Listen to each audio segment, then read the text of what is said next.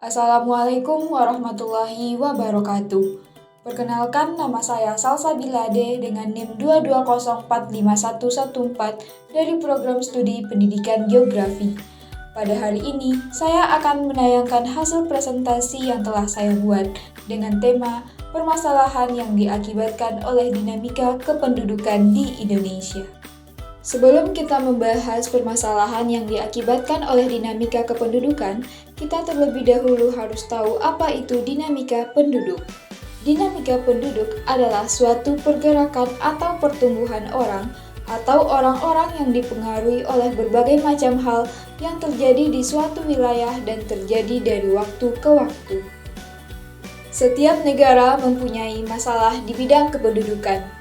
Masalah kependudukan yang dihadapi oleh suatu negara cenderung berbeda dengan negara yang lainnya. Sebagai negara berkembang, Indonesia memiliki masalah kependudukan yang cukup serius dan harus segera diatasi. Permasalahan dinamika penduduk di Indonesia dibagi menjadi dua. Yang pertama, permasalahan penduduk yang bersifat kuantitatif, yang terdiri dari overpopulation, pertumbuhan penduduk yang cepat, dan persebaran penduduk tidak merata. Yang kedua, permasalahan penduduk yang bersifat kualitatif, yang terdiri dari tingkat kesehatan, tingkat pendidikan, dan tingkat pendapatan. Permasalahan penduduk yang bersifat kuantitatif.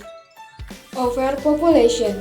Penduduk dalam suatu negara menjadi faktor terpenting dalam pelaksanaan pembangunan karena menjadi subjek dan objek dalam pembangunan. Masalah jumlah penduduk yang besar, di antaranya jumlah penduduk Indonesia menempati urutan keempat di dunia. Menurut Badan Pusat Statistik, jumlah penduduk Indonesia mencapai sebanyak 278.069.000 jiwa pada pertengahan 2023.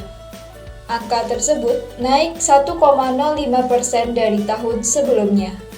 Pemerintah harus dapat menjamin terpenuhinya kebutuhan masyarakat.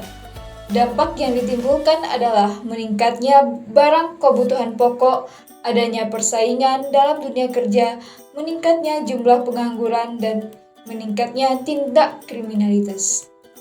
Yang kedua, penyedia lapangan kerja, sarana dan prasarana, kesehatan dan pendidikan, serta fasilitas sosial lainnya. Dengan kemampuan dana yang terbatas, masalah ini cukup sulit diatasi.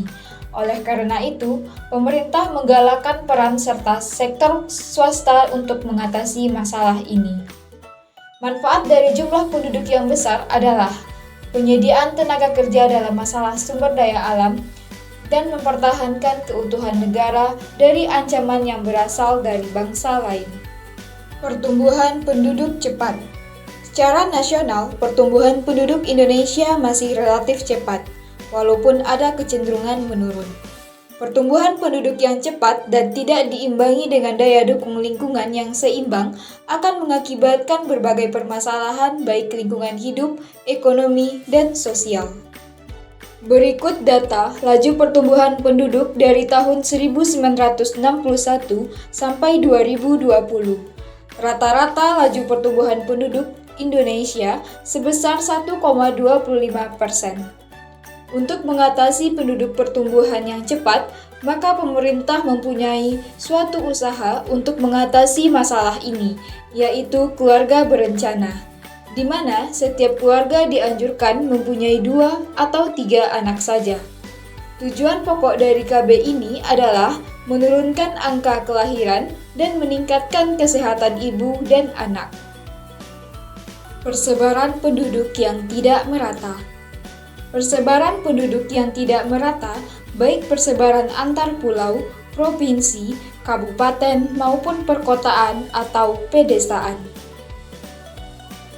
Contohnya, Pulau Jawa dan Madura, yang luasnya hanya kurang lebih 7% dari seluruh wilayah daratan Indonesia yang dihuni 60% penduduk Indonesia.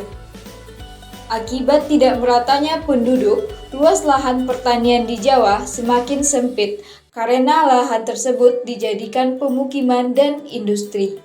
Sebaliknya, lahan di luar Jawa belum dimanfaatkan secara optimal karena kurangnya sumber daya manusia. Faktor yang menyebabkan tingkat migrasi ke Pulau Jawa naik antara lain pusat pemerintahan dan pertumbuhan ekonomi. Yang kedua, sebagian besar tanahnya vulkanis atau subur.